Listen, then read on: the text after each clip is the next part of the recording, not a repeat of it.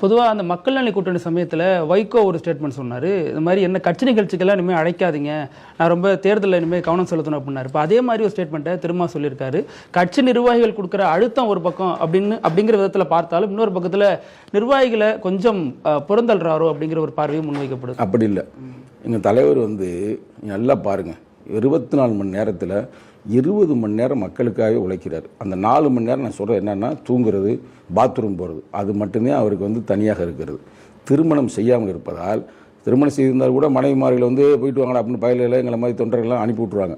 அதுவும் இல்லாமல் தொண்டர்களோடு தான் வாழ்கிறாரு, தொண்டர்களோடு தான் தூங்குறாரு. இன்னும் சொல்லப்போனால் எல்லாருக்கும் இப்போ எனக்கு ஒரு வீடு இருக்குது, உங்களுக்கு ஒரு வீடு இருக்குது. எங்கள் தலைவர் இப்போ தங்கி இருக்கிறது கூட வீடு இல்லைங்க, வேலை கட்சி ஆஃபீஸு தாய்மண் அப்படின்றது ஒரு அலுவலகம். அதில் மேலே ஒரு சின்ன ரூமில் தான் அவர் தங்கியிருக்கிறாரு. அப்போ தொண்டராக இருக்கிறாரு. இன்னும் சொல்ல போனீங்கன்னா, உலகத்திலே ஒரு தலைவனுக்கும் தொண்டனுக்கு நேரடியான தொடர்பு உள்ள ஒரே தலைவர் இவர் தான். தொடர்ந்து உழைக்கிற தலைவர் இவர் தான். அப்போ ஒருத்தர் கல்யாணம் வைக்கிறேன், ஒரு காது குத்து வைக்கிறேன், இல்லை ஏதாவது விசேஷம் இருக்குன்னா அவன் 2ஆம் கட்ட தலைவரை அழைத்து செல்வதை விட தலைவர் வந்தால் ஹேப்பியாக இருக்கும் அப்படின்னு அவர்கள் உணர்கிறார். ஏன்னா இப்போ ஒரு தலைவனை நாங்கள் இது வரைக்கும் பார்க்கவே இல்லை. இந்த ஒடுக்கப்பட்ட சமூகத்தில் ஒரு நேர்மையான தலைவரை புரட்சி அம்பேத்கருக்கு பிறகு இந்த மக்கள் சந்திக்கவே இல்லை. அப்போ நேரடியாக சந்திக்கிறாங்க.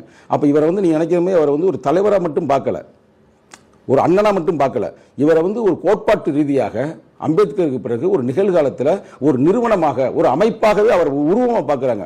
அதனால் அழைத்து செல்கிறார்கள். சில மாவட்டங்களில் இப்போ எடுத்துக்கிட்டு வச்சிங்களேன், இப்போ வேலூர் மாதிரி ஏரியாக்கள்லாம் எங்கள் அமைப்பு சார் ஒருத்தர் இருக்கிறார், அவர் அங்கே கல்யாணம் காட்சிலாம் போயிடுவாப்பில். இப்போ மதுரை மாதிரி ஏரியாக்கள்லாம் அண்ணன் ஆற்றல் அரசு எல்லாரும் அது மாதிரி போயிடுவாங்க. இவங்களாம் பழைய லீடர்னால போயிடுவாங்க.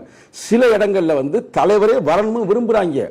இப்போ நானே இப்போ சில கல்யாணத்துலாம் போயிட்டு தான் இருக்கிறேன், வந்துட்டு தான் இருக்கிறேன். அதை விட தலைவர் வரணும்னு அவங்க விருப்பம். இப்போ நாங்களே போனாலும் இங்கே கூப்பிடுவாங்களே தவிர மனசுக்குள்ளே ஏண்டாவீங்க வர்றாங்க அப்படின்னு நினைப்பாங்க என்னன்னு தெரியல. அது ஒரு பற்றுங்க. அதை எப்படி நம்ம வார்த்தையால் சொல்ல முடியாது, சொல்லாடல சொல்ல முடியாது.